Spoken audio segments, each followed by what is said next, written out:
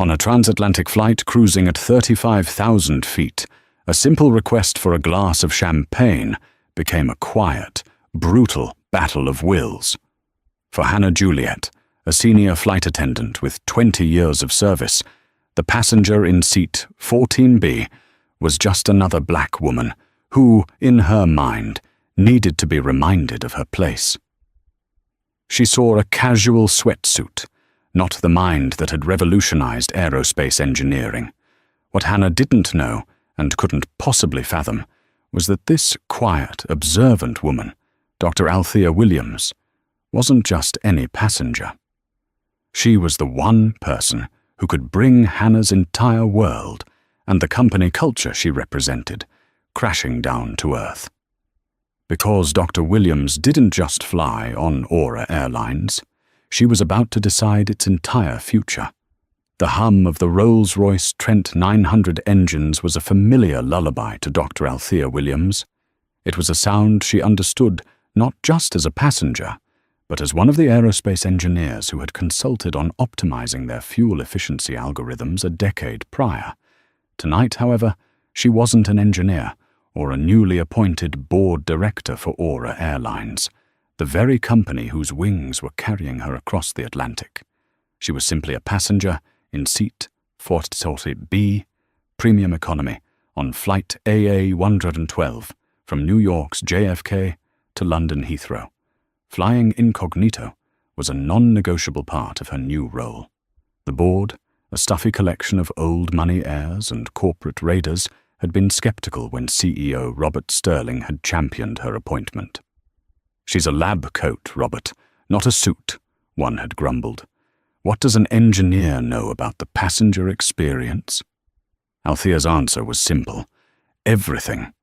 The passenger experience wasn't just about champagne flutes and thread counts. It was about efficiency, safety, morale, and the seamless integration of 1,000 unseen systems.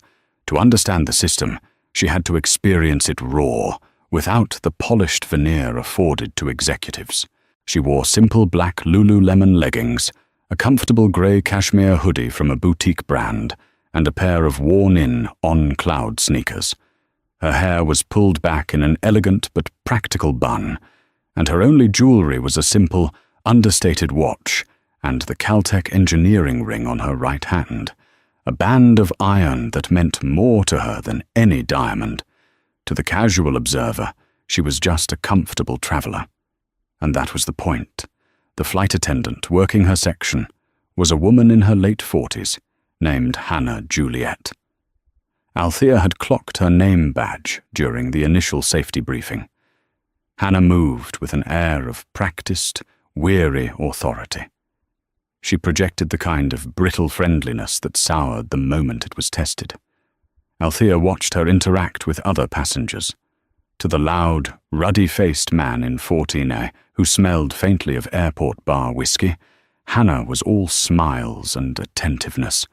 To the young couple with a baby across the aisle, her patience was paper-thin, her expression a mask of strained tolerance.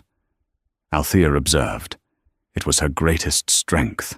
As a child taking apart radios, as a student at MIT, as a project lead at NASA, she had learned that the most critical data often came from quiet observation. She saw the subtle ways Hannah's posture shifted, her tone sharpened or softened, depending on the passenger she was addressing.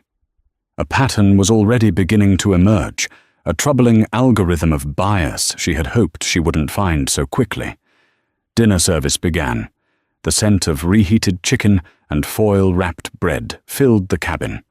Althea had pre-ordered the salmon, a small test of the airline's logistics system. When Hannah reached her row, she didn't make eye contact, instead addressing the man in 14A first. "Mr. Thompson, your steak, as requested. Can I get you another bourbon to go with that?" she asked, with a warm, conspiratorial smile. "Atta girl, Hannah," he boomed, his voice a little too loud. Hannah then turned to Althea, her smile vanishing, replaced by a flat, impersonal expression. "Your meal choice?"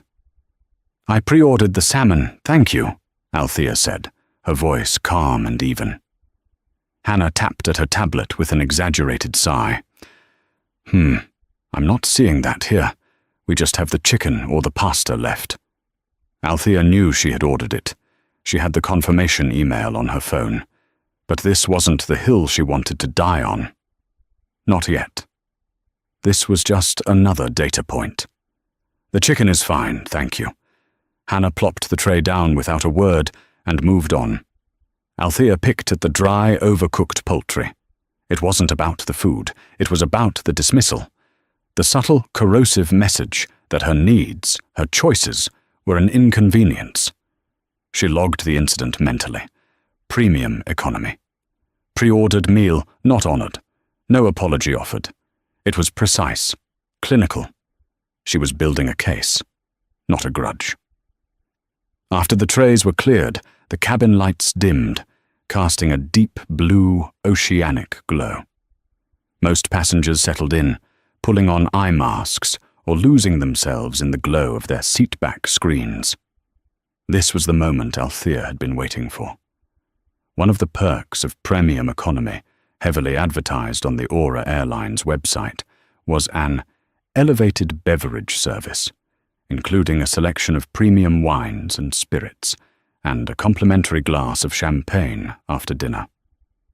She watched Hannah make her way down the aisle with the drink cart. Her performance continued. She laughed with Mr. Thompson, topping up his glass. She offered a warm cognac to a woman in a business suit a few rows ahead. When the cart finally squeaked to a halt beside seat 14B, Althea was ready. She looked up and met Hannah's gaze directly for the first time. "Excuse me," Althea said politely. "Could I please have a glass of the champagne?" Hannah's eyes flickered over Althea's comfortable attire, a barely perceptible curl forming on her lip. She didn't reach for the green bottle of Duval-Leroy she had just poured for another passenger. "I'm sorry," Hannah said, her voice dripping with condescension. "The champagne service is for our first and business class passengers only." The lie was so blatant, so unnecessary, it took Althea's breath away for a second. It wasn't a mistake. It was a choice, a deliberate act of exclusion. This was the moment the experiment ended and a serious problem began. "I believe the premium economy fare includes a complimentary glass," Althea stated, keeping her voice perfectly level, devoid of accusation. It was a simple statement of fact. Hannah's smile became a tight, artificial thing. "You must be mistaken. Perhaps on another airline. Here at Aura, that's a premium offering. I can get you a white wine, if you like, or a ginger ale." The implication was clear, hanging thick and ugly in the recycled air. "You don't belong here. You don't deserve this. Know your place." Althea held her gaze. The hum of the engines seemed to fade, and in that small, pressurized space, a silent conflict was being waged. Althea Williams, a woman who had briefed generals and advised presidents on aerospace strategy, was being denied a $3 glass of champagne by a flight attendant who had judged her by the color of her skin and the brand of her sweatsuit. "No, thank you," Althea said softly, her mind already shifting from observation to action. "That will be all." She turned to look out the window at the endless, star-dusted darkness, but she wasn't seeing the view. She was seeing the fault lines in her new company, and she knew the turbulence was just beginning. The quiet "no" from Althea seemed to embolden Hannah. In her mind, she had won. She had put a passenger who was getting aspirational back in her box. She pushed her cart forward with a renewed sense of self-importance, the little queen of her metal tube in the sky. But Althea wasn't defeated. She was processing. The insult itself was a dull, familiar ache, a phantom limb of 1,000 similar slights she'd endured throughout her life and career. What concerned her now was the professional implication. This wasn't a random act of rudeness. It was a symptom of a deep, systemic illness within the airline's culture. An employee felt empowered enough, safe enough, to openly discriminate against a paying customer, confident there would be no repercussions. This was the kind of rot that destroyed brands from the inside out. She subtly pulled out her phone, switched it to airplane mode, and opened a blank note. She typed, Flight, AA112, JFK, LHR, date, October 13th, 2025. Crew member, Hannah Juliet, senior flight attendant. Incident. 1.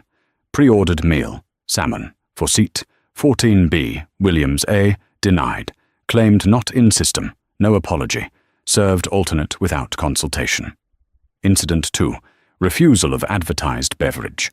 Requested complimentary champagne, included in premium economy fare. Request denied by K. Juliet, with false claim of it being a first business class only perk. Direct contradiction of Aura Airlines' advertised service promise. Tone was condescending and dismissive. She was meticulous. Dates, names, specifics. Emotion had no place in a report. Data was armor. Data was the weapon. A younger flight attendant, a man in his early 20s with a kind, nervous energy, came by a few minutes later collecting stray cups. His name tag read, Ben. He avoided Althea's gaze, his cheeks tinged with pink. He had been trailing Hannah's cart. He had heard the exchange. His silence was another data point. A culture of fear, where junior employees were too intimidated to correct a senior's misconduct. Althea decided to add a new variable to the equation. She pressed the call button. A few moments later, it was Hannah who reappeared, her expression one of extreme annoyance. "Yes," she snapped, forgoing any pretense of customer service. "I've changed my mind," Althea said, her voice still infuriatingly calm. "I'll have a glass of the Macallan 18, please. I know it's not complimentary. I'm happy to pay for it." This was a deliberate, strategic move. The Macallan 18 was a top-shelf, single-malt scotch that Aura Airlines prided itself on carrying for its most discerning passengers. It was an expensive, specific request. It was a test. Hannah's eyes narrowed. The request for a fine scotch, spoken with such casual authority, didn't fit the narrative she had constructed about the woman in 14B. For a moment, she was thrown off balance. But prejudice is a stubborn, irrational thing.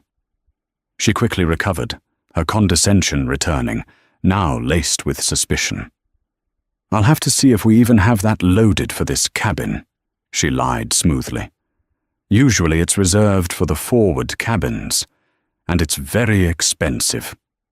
She said the last two words slowly, as if Althea might not comprehend the concept.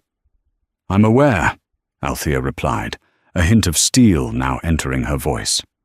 $35 a glass, according to your in-flight menu. Please check. I'll be waiting." Hannah's face tightened. She had been challenged, her authority questioned. She spun on her heel and marched toward the galley, her movements stiff with indignation. Althea watched her go. This wasn't about the drink anymore. It was about exposing the internal logic of Hannah's prejudice. The champagne was denied because Althea was supposedly not classy enough. Now the scotch would be denied for another fabricated reason. Hannah was building her own cage, bar by bar, and Althea was simply handing her the materials. From the galley, Althea could hear the clinking of bottles and a low, muttering voice. She couldn't make out the words, but the tone was one of bitter complaint. Ben, the younger flight attendant, was in there with her. A few minutes later, Hannah returned. Her face was a smug mask.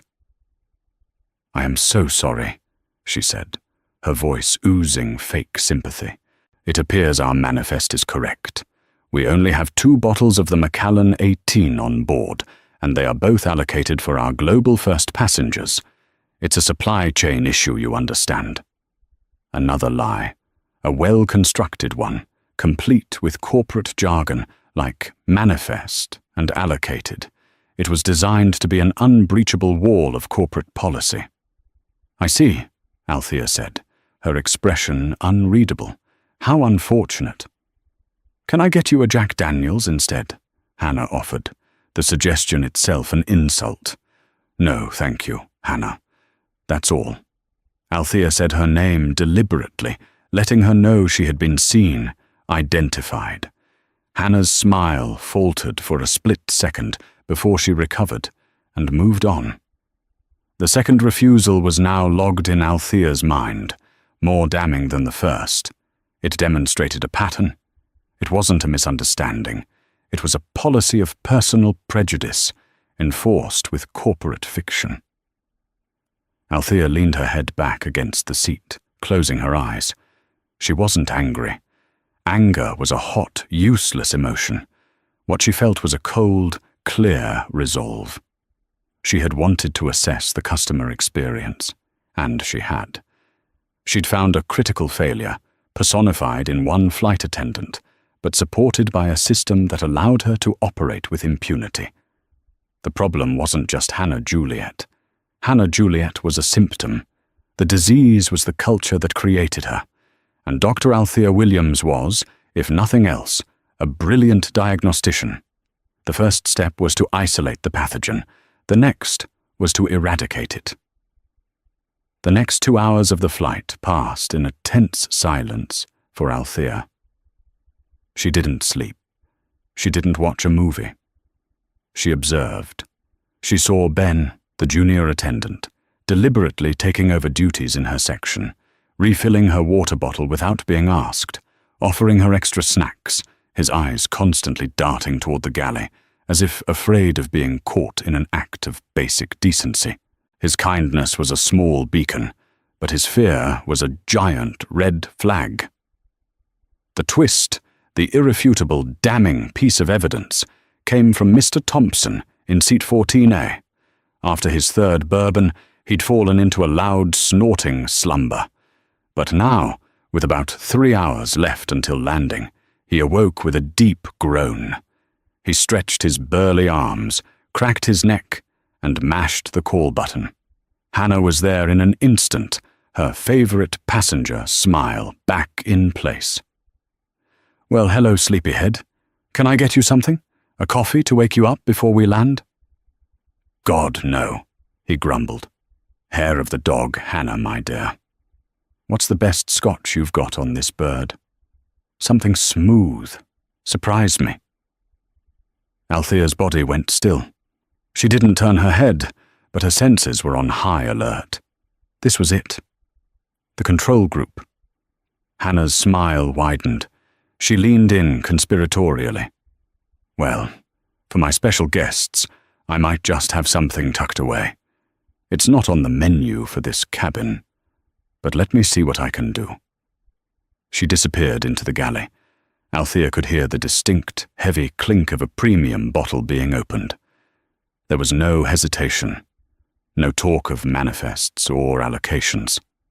A minute later, Hannah returned, holding a crystal lowball glass with a large, perfect ice cube and a generous pour of amber liquid. She presented it to Mr. Thompson with a flourish. "1 Macallan 18 on the house," she whispered, loud enough for Althea to hear clearly. "Just our little secret." "Hannah, you're a lifesaver," he crowed, taking a deep gulp. The air left Althea's lungs in a slow, controlled exhale. There it was, the final, incontrovertible proof. Caught. Red-handed. The lie wasn't just a lie. It was a tool she used to reward passengers she liked and punish those she didn't. And her likes and dislikes seemed to follow a very predictable, very ugly pattern. Althea tilted her head slightly toward the aisle. Her eyes met Ben's. The young man was standing at the back of the section, pretending to organize magazines, but his face was pale. He had seen it all. The refusal to Althea, the lie about the inventory, and the fawning, rule-breaking service to the man next to her. His eyes were wide with a mixture of horror and panic. He quickly looked away, but the connection was made. He was a witness. The incident might have ended there, a silent, damning entry in Althea's mental logbook. But then, something unexpected happened. A new player entered the game.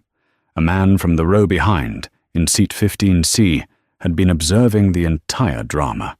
He was a distinguished-looking man in his 60s, with silver hair and a sharp suit, a classic corporate type. His name was Arthur Davies. He had watched the initial refusal of the champagne and had frowned. He had overheard the exchange about the scotch, and now he had just witnessed the blatant hypocrisy of the service to Mr. Thompson. Slowly Mr. Davies leaned forward, tapping Althea gently on the shoulder. She turned, her eyebrows raised in question.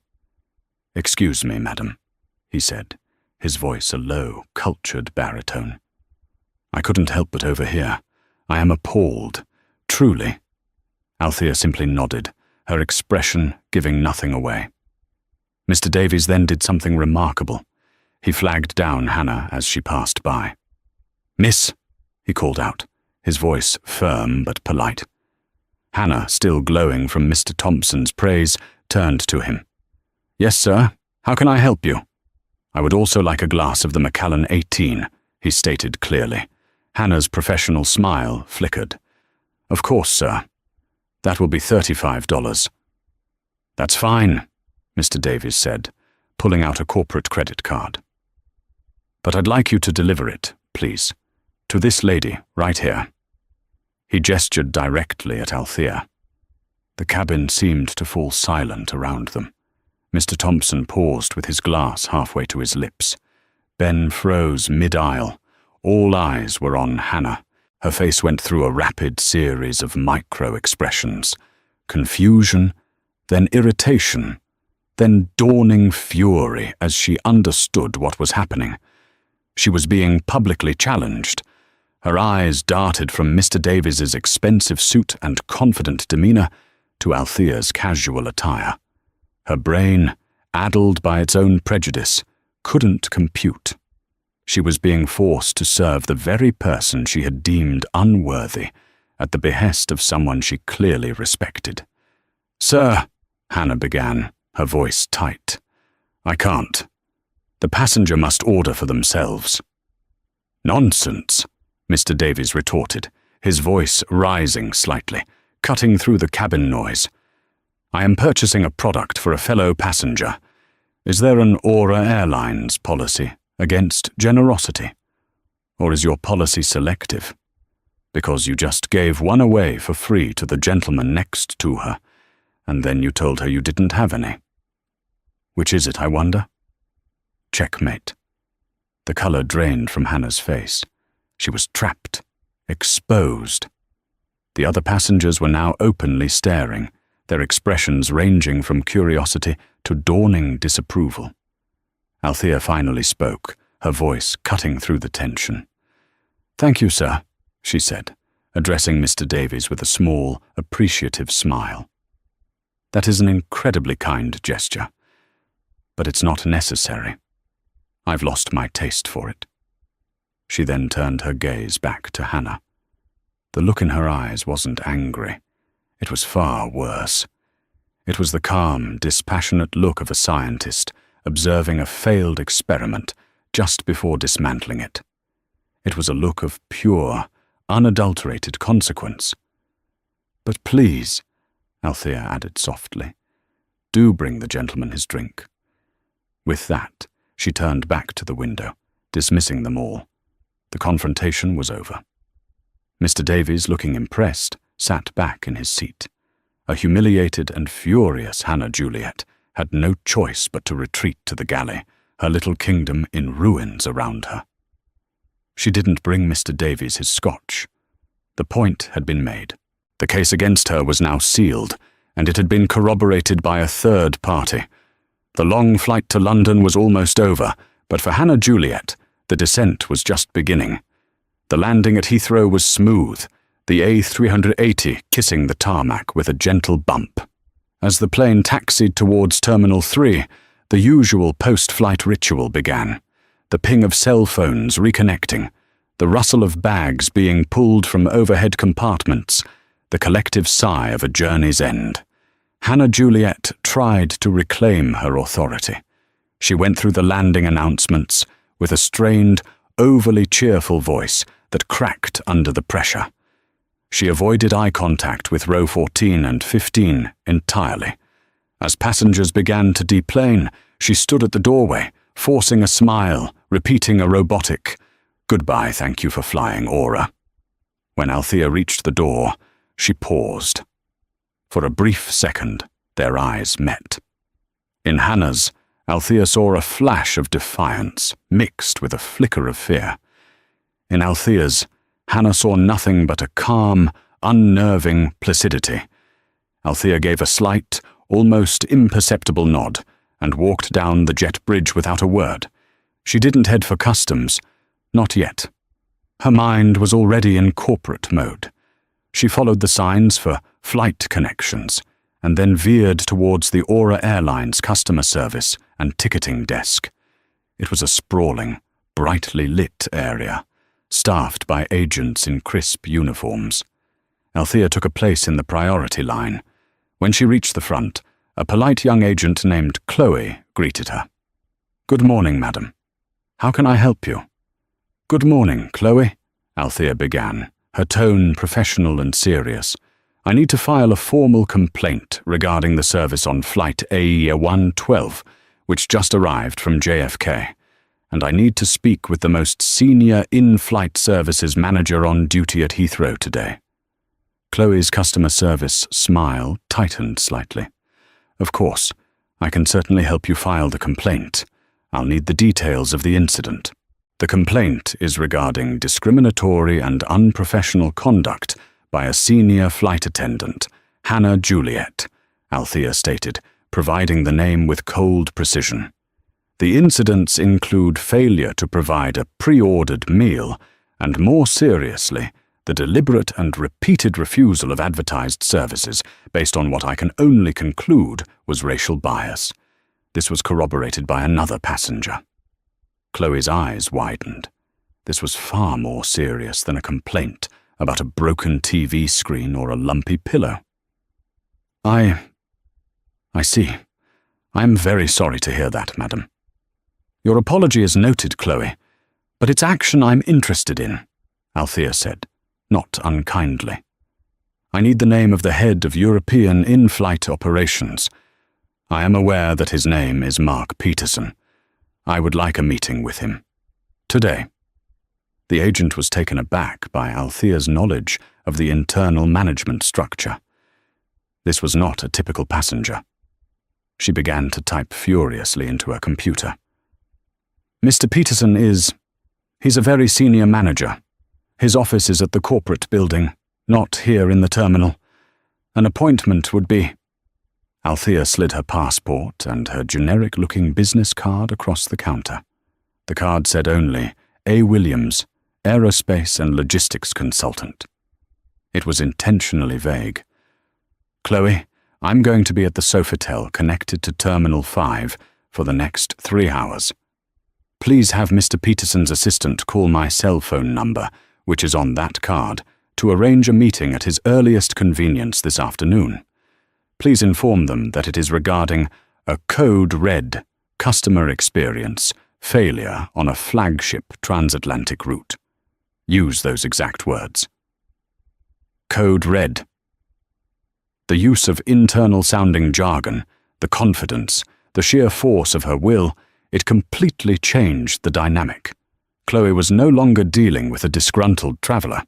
She was dealing with someone who understood their language, their hierarchy. "Yes, of course, Ms. Williams. Right away," Chloe stammered, her fingers flying across the keyboard, logging every detail with a new sense of urgency. Althea gave a curt nod. "Thank you, Chloe. You've been very helpful." She turned and walked away, her carry-on rolling silently behind her. She moved through the terminal with purpose, a solitary figure in a river of people. She cleared immigration using the e-gates, collected her single-checked bag, and took the internal airport train to Terminal 5. At the Sofitel, she checked into her pre-booked room. The first thing she did was take a long, hot shower, washing away the grime of the flight. As the steam filled the bathroom, she replayed the events in her mind, not with emotion, but with analytical detachment. She stripped away the personal sting of the insult and focused on the corporate liability, the legal exposure, the brand damage, the safety implications of a crew member so compromised by personal prejudice. What if the passenger she'd dismissed had a medical emergency? Would her judgment be sound? After her shower, she changed into a sharply tailored navy blue blazer, a simple white silk shell, and grey wool trousers. The comfortable traveller was gone. In her place stood the board director. She ordered a pot of strong black coffee and a light breakfast from room service. As she ate, she reviewed the latest quarterly report for Aura Airlines on her tablet, her eyes scanning profit margins, customer satisfaction scores, and employee retention rates. The numbers told a story, and Althea suspected that Hannah Juliet's behaviour was a footnote in a much larger, more troubling chapter. At 11:15 a.m., her phone rang. It was an unfamiliar UK number. "Dr. Williams?" a polished, slightly nervous voice asked. "This is she. My name is Sarah. I'm Mr. Mark Peterson's executive assistant. He's received your message, and he is deeply concerned. He can clear his schedule to meet with you at 2 o'clock this afternoon. Will that be suitable?" 2 o'clock is perfect," Althea replied. "Please send a car to the Sofitel at T5 for 1:30. "Of course," Sarah said, sounding slightly flustered by the command. "We will see you then." Althea hung up. Phase 1 was complete. The system was now reacting to the stimulus she had introduced. The manager, Mark Peterson, would be preparing for a difficult conversation with a very angry, very articulate passenger. He would have already pulled the flight manifest. He would see her name, Dr. Althea Williams, but he wouldn't know what it meant. He would see her as a problem to be managed, a complaint to be soothed with an apology, a flight voucher, and a few thousand air miles. He had no idea he was about to walk into the most important meeting of his career, and he had no idea he was walking in completely unarmed.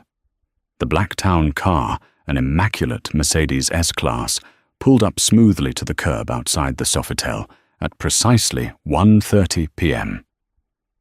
The driver, a consummate professional, held the door for Althea. The 20-minute drive to Aura Airlines' UK headquarters near the old stockyards of Stockley Park was silent. Althea stared out the window at the grey London sky, her mind a fortress of calm. The building itself was a modern monolith of glass and steel, a testament to corporate ambition.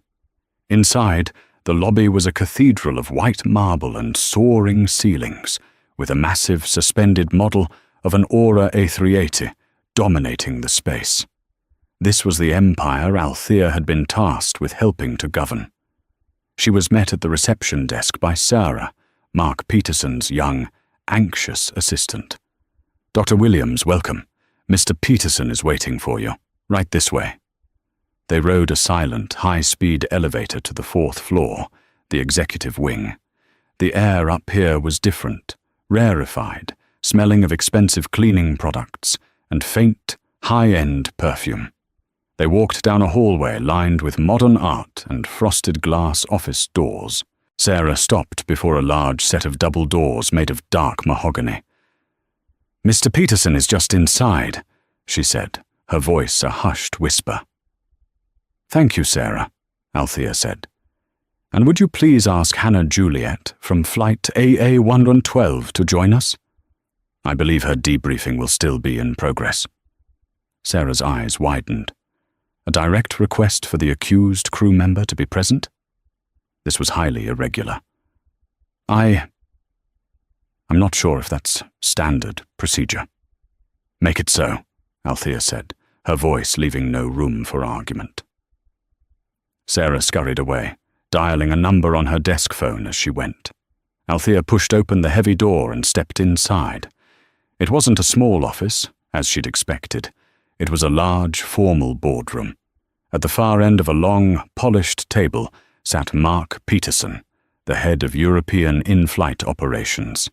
He was a man in his mid-50s with a carefully styled comb-over and a pinstripe suit that looked a little too tight at the shoulders. He stood up, pasting on a practiced, apologetic smile. "Dr. Williams, thank you for coming in. I'm Mark Peterson. Please have a seat. Can I get you a coffee? Water? On behalf of Aura Airlines, I want to offer my most sincere and profound apologies for what you experienced on your flight this morning." Althea ignored the offered chair at the far end of the table. Instead, she walked the length of the room and took the seat directly to his right. "My flight was fine, Mark. The landing was exceptionally smooth. The issue is with your corporate culture." Mark was visibly thrown by her directness and her use of his first name. "Well, yes, of course. The behavior you described is unacceptable, a clear violation of our—" Before he could finish his pre-rehearsed speech, the boardroom door opened again. A visibly nervous Hannah Juliet was ushered in by Sarah. She was still in her uniform, though it now looked creased and worn. Her face was pale, her smugness from the flight replaced by a look of wary apprehension. Her eyes fell on Althea, and a flicker of defiant anger crossed her face. She clearly thought this was just a formal complaint hearing, a he said, she said. She was confident she could win. She had 20 years of service. Who was this woman in a pantsuit? "Hannah," Mark said, his tone shifting to one of weary authority. "This is Dr. Williams from Flight AA-112. She has made some very serious allegations about your conduct." Hannah looked at Althea, her chin jutting out. "With all due respect, Mark, there were misunderstandings. The passenger was—" "The passenger," Althea cut in, her voice dangerously quiet, "is right here, Hannah. And she would like you to explain the misunderstanding about the Macallan 18. Specifically, the misunderstanding that led you to tell me the cabin had no inventory, only to then serve a glass to the man in seat 14A for free, minutes later." Hannah's face went white. She had no answer. She stammered, I was trying to de-escalate. He was a demanding passenger. I used my discretion." "Your discretion," Althea repeated, letting the words hang in the air.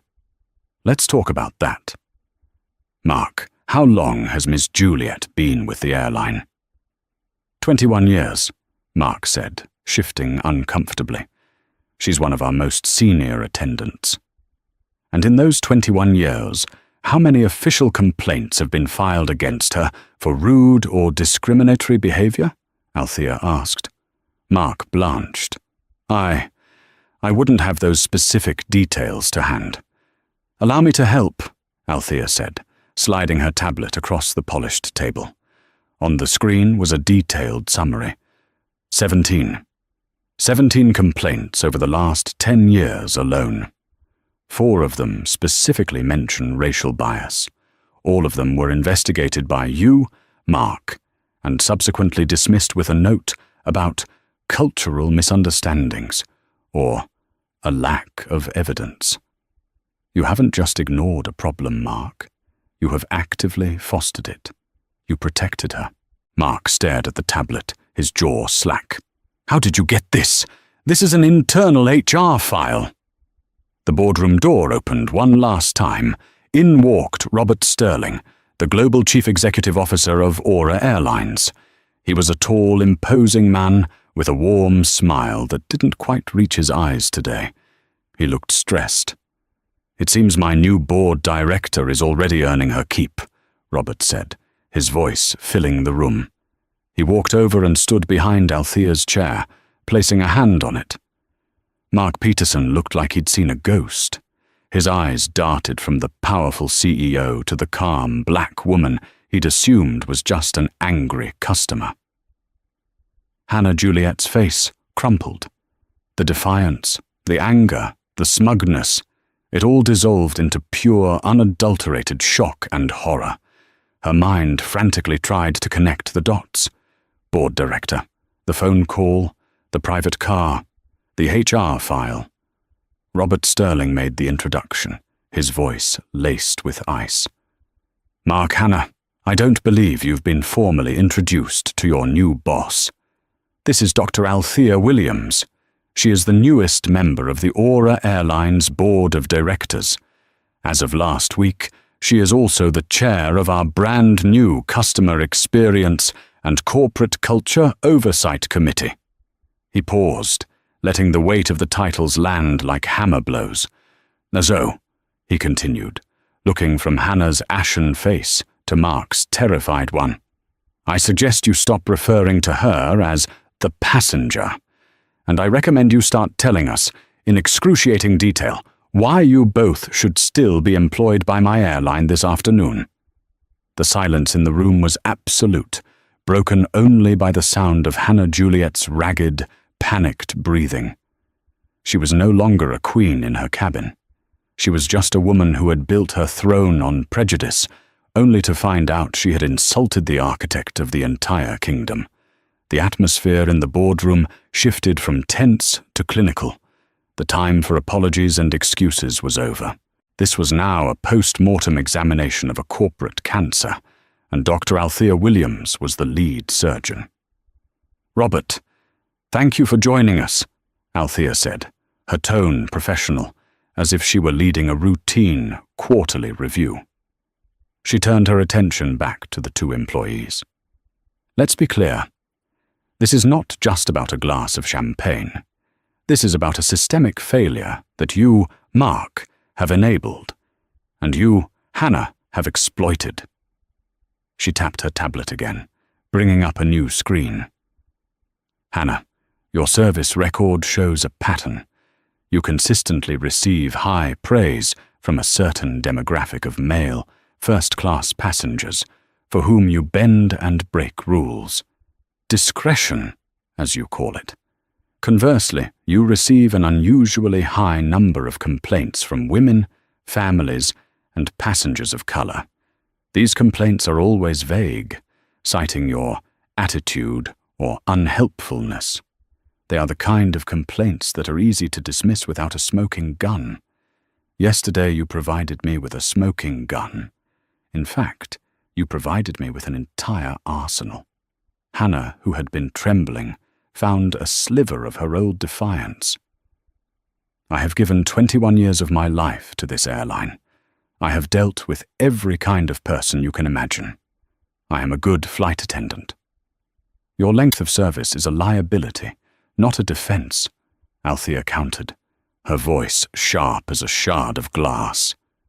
It proves that this airline has tolerated your behavior for 2 decades.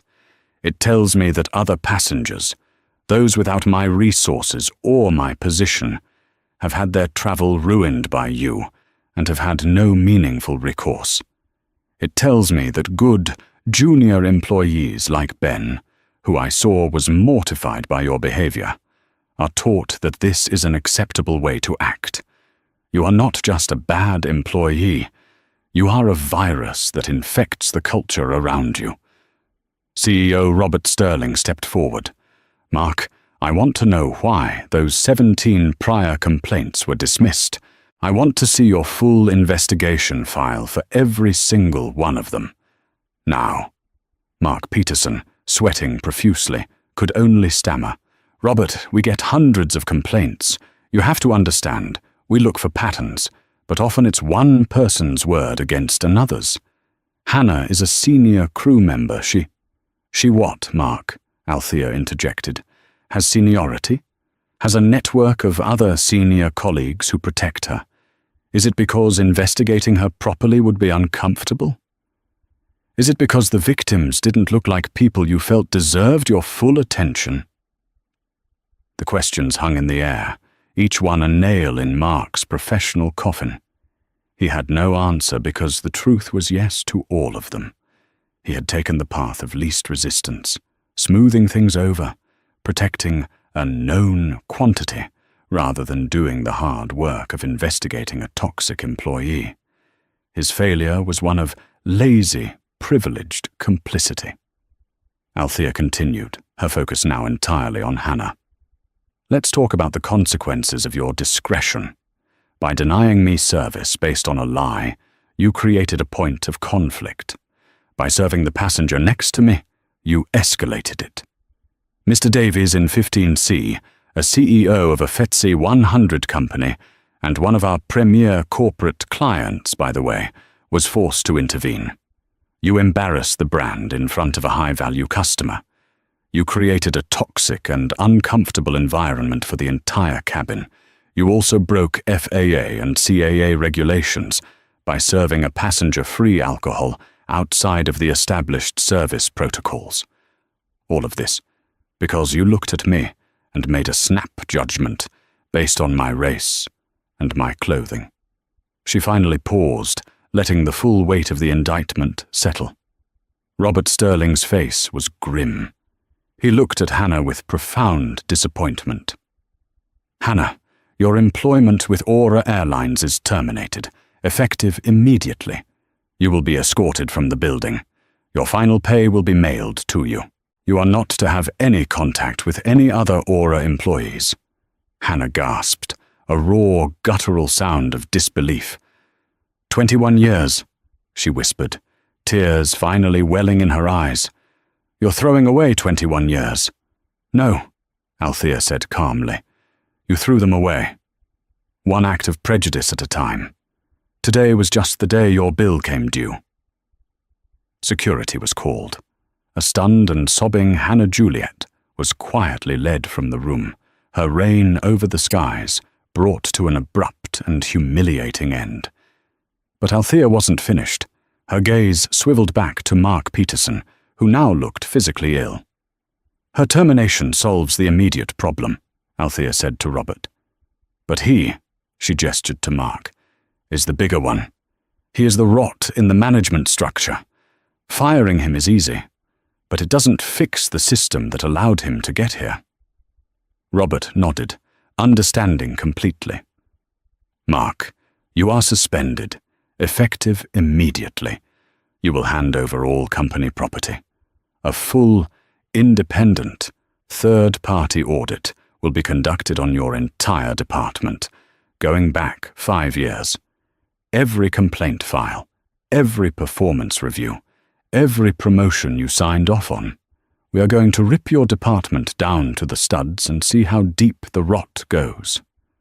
Mark slumped in his chair, a broken man. Robert, please. Your please means nothing to me right now, Robert said, his voice cold. What means something is that a member of my board had to endure this kind of humiliation for us to uncover it. It shouldn't have taken her. It should have been you. You failed. Spectacularly.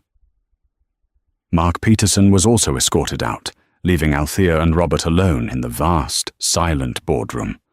The hard karma had struck, swift and merciless. But for Althea, this wasn't a victory. It was just the first, necessary, painful step in a very long journey. The cleanup had just begun. In the vast, sterile silence of the boardroom, the departure of Hannah Juliet and Mark Peterson left a vacuum, a palpable void where decades of toxic complacency had once resided. The hard karma had struck with surgical precision, but for Dr. Althea Williams and CEO Robert Sterling, the moment was not one of triumphant celebration. It was the sobering start of an immense and daunting task. The acute infection had been excised, but the body of the company was still sick.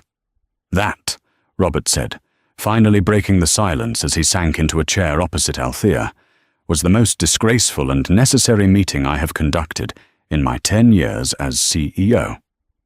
It shouldn't have taken a member of the board being racially profiled to make it happen, Robert, Althea replied, her voice devoid of accusation, but heavy with fact. Mark Peterson's files, Show a man who consistently took the path of least resistance. He built a dam of mediocrity and plausible deniability to protect his department from scrutiny. Now we have to find out how deep the rot goes.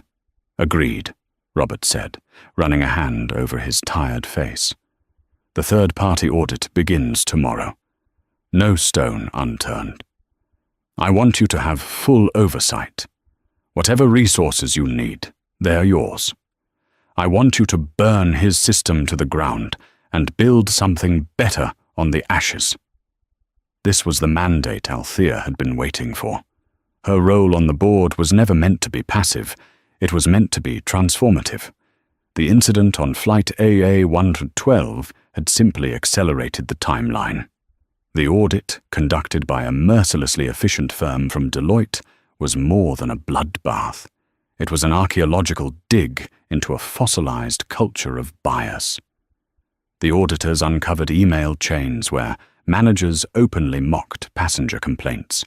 They found performance reviews that praised compliant, mediocre employees while penalizing innovative ones who challenged the status quo. They unearthed a clear pattern of promotions that favored a small, insular group of senior staff, many of whom, like Hannah, had numerous complaints filed against them that had been systematically buried by Mark Peterson's office. The report concluded that the European In-Flight Services Division was not just failing in its DEI objectives, it was actively hostile to them, operating as a semi-autonomous fiefdom resistant to corporate oversight. The fallout was seismic. Two of Mark's senior supervisors, implicated in covering up complaints and falsifying performance reports, were terminated without ceremony. 7 other managers were demoted and told they would have to re-qualify for their positions after undergoing the new training regimen Althea was designing. There were whispers of discontent in the crew lounges, grumblings from veteran attendants who felt the old guard was being unfairly targeted. Robert and Althea addressed this head-on in a company-wide town hall, framing the changes not as a punishment, but as a necessary evolution. Our seniority system must be a measure of excellence and mentorship, Althea stated firmly from the podium, not a shield for prejudice and poor performance. Her central focus became the Aura Academy, the complete reimagining of employee training. She didn't want a glossy PowerPoint presentation. She wanted to rewire the company's DNA. She assembled a small, agile team, a top DEI consultant from Stanford University, a behavioral psychologist, and, to her team's surprise, Ben, the junior flight attendant from AA-112. In their first curriculum meeting, Ben was visibly nervous, sitting at a conference table with people who far outranked him. Althea immediately put him at ease. "Ben," she said, "your experience is more valuable in this room than anyone else's. We need to understand the ground truth. Tell us what it's really like." Hesitantly at first, then with growing confidence, Ben opened up. He spoke of the whisper network among junior crew, the unspoken rules about which senior attendants to avoid, and the immense pressure to simply look the other way. With someone like Hannah, he explained, you knew that if you corrected her, even politely, your next performance review would find you lacking in team spirit, or you'd suddenly be assigned the worst routes for months on end. So you just kept your head down. His input was transformative. The resulting training modules were visceral and practical. One simulation, titled The Echo Chamber, put employees in virtual scenarios where they witnessed a senior colleague engaging in biased behavior, forcing them to navigate the situation and rewarding them for effective intervention. Another, Deconstructing Discretion, used the McAllen 18 incident as a core case study, demonstrating how breaking rules for one passenger while enforcing them for another erodes trust and creates massive corporate liability.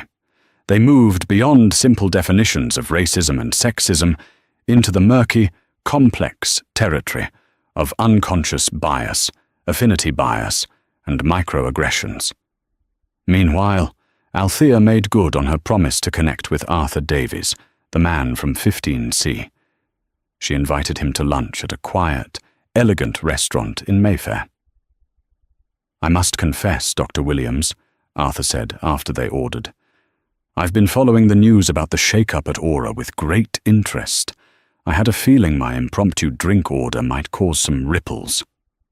"You did more than that, Arthur," Althea said warmly. "You were an ally at 35,000 feet. You used your position of privilege to challenge an injustice without hesitation. That is remarkably rare, and I am personally grateful." Their conversation flowed from the incident to corporate culture at large. He was impressed not just by her position, but by her hands-on, methodical approach to fixing the problem. Before the bill arrived, he made a decision. "My company spends nearly £10 million a year on corporate air travel," he stated. "Our contract with your competitor is up for renewal next month. I'm instructing my team to move our entire business to Aura. Leadership that acknowledges its failures and transparently works to fix them is leadership I want to invest in." It was a resounding vote of confidence, a multi-million-pound endorsement of the new flight plan. 6 months after that fateful flight, Althea was on another Aura jet, AA-72, a long-haul flight to Singapore. She was in a standard economy seat in row 42, booked under her mother's maiden name. She was not there to inspect, but simply to travel. Yet, she couldn't help but observe. The crew was a seamless blend of ages and ethnicities, led by a calm, confident flight purser named Maria. Midway through the flight, an incident occurred that made Althea sit up. A young student, looking exhausted, accidentally knocked a full cup of dark red wine onto the cream-colored blazer of a businessman sitting next to him. The businessman shot up, his face a mask of fury. "This is a £500 jacket. Are you kidding me?" he bellowed, causing heads to turn. Before the situation could escalate, Maria was there. Althea watched her technique, recognizing the principles from the Aura Academy. First, she didn't address the student. She focused entirely on the aggrieved passenger, positioning herself slightly to the side to appear non-confrontational. "Sir, I am so sorry that happened. That is a beautiful jacket, and you have every right to be upset," she said, her voice calm and empathetic, immediately validating his anger. "Let me help." She provided a cloth and sparkling water, then leaned in. "Here's what we are going to do. When we land in Singapore, an Aura representative will meet you at the gate. We will take your jacket to the best dry cleaner in the city at our expense and have it couriered to your hotel tomorrow morning. I've also gone ahead and credited 10,000 miles to your account for the inconvenience." The man's anger visibly deflated, replaced by surprise at the swift, comprehensive solution. "Oh, well, thank you." Only then did Maria turn to the mortified student. She placed a gentle hand on his shoulder. "Don't you worry for a second," she whispered with a warm smile. "It was an accident, and it's all taken care of. Now, can I get you another drink? On me." Althea leaned her head back against the seat and allowed herself a small, genuine smile. This was it. This was the culture she was building. It wasn't about a single grand gesture. It was about 1,000 small, competent, and compassionate actions that, woven together, formed the fabric of a truly great airline.